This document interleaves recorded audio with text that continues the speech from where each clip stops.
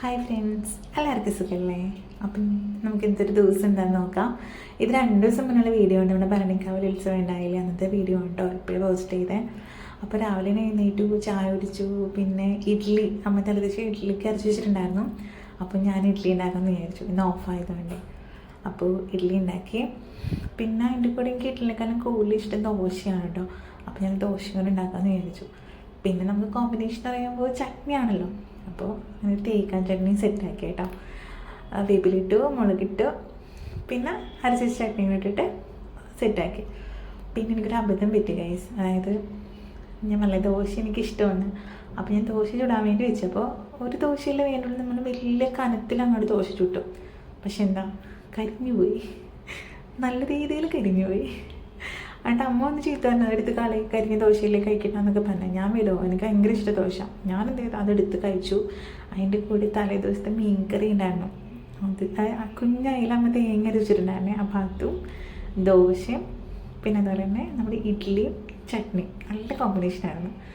അത് കഴിച്ചു. അത് മുന്നിൽ കൂട്ടിയിട്ട് ഒരു വീഡിയോ ഇടിച്ചു. പിന്നെ കുറച്ച് ജോലിയൊക്കെ ഉണ്ടായിരുന്നു കേട്ടോ. അങ്ങനെ ജോലിയൊക്കെ ചെയ്തു. പിന്നെ കുളിച്ച് ഫ്രഷായിട്ട് ഞങ്ങൾ നേരെ പോയത് നമ്മുടെ ഭരണിക്കാവിലോട്ടായിരുന്നു. ഭരണിക്കാവ് അറിയാമല്ലോ, നമ്മുടെ സ്വന്തം കൊടുങ്ങല്ലൂർ.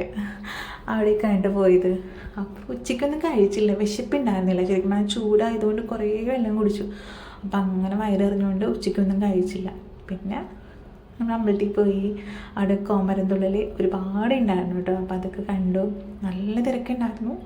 പിന്നെ ഈ കോമരം തുള്ളുമ്പോൾ നമുക്ക് നെറ്റിൽ നിന്ന് ഇങ്ങനെ വാളും കൊണ്ട് വെച്ചിട്ട് ചോര വരുമല്ലോ. അപ്പോൾ എനിക്കത് കാണുന്നത് ഭയങ്കര പേടിയാണ്. കാരണം അത് ചെറുപ്പം മുതലേ പേടിയാണ്.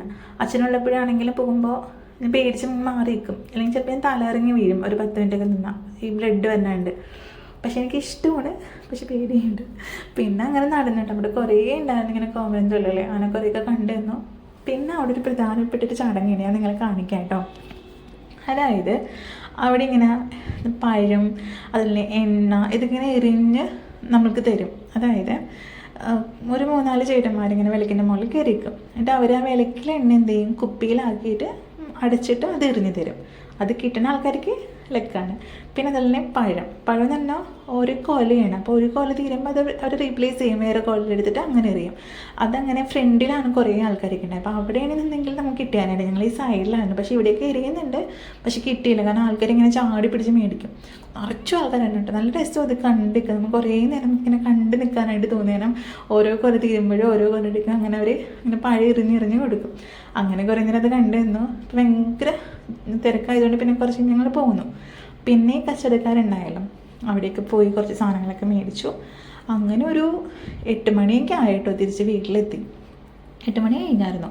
അപ്പോൾ നല്ല വിശപ്പായിരുന്നു. അപ്പോൾ എന്ത് ചെയ്തു, മീൻ വറുത്തതിൻ്റെ ചട്ടി ഇരിക്കണ്ടായിരുന്നു. അപ്പോൾ ഞാൻ എന്ത് ചെയ്തു, അതിൽ കുറച്ച് ചോറൊക്കെ ഇട്ടിട്ട് പുരട്ടിയെടുത്തു. നിങ്ങൾ കഴിച്ചിട്ടുണ്ടോ കേസ്? എങ്ങനെയുണ്ട്? നല്ല ടേസ്റ്റ് അല്ലേ? പറയണം കേട്ടോ. നല്ല ടേസ്റ്റായിരുന്നു. അപ്പോൾ അതിൻ്റെ കൂടെ കുറച്ചും കൂടി ചോറെടുത്ത്, പിന്നെ മീൻകറി ഉണ്ടായിരുന്നു, പിന്നെ ഒരു മുട്ട പുഴുങ്ങിയത് ഉണ്ടായിരുന്നു കേട്ടോ.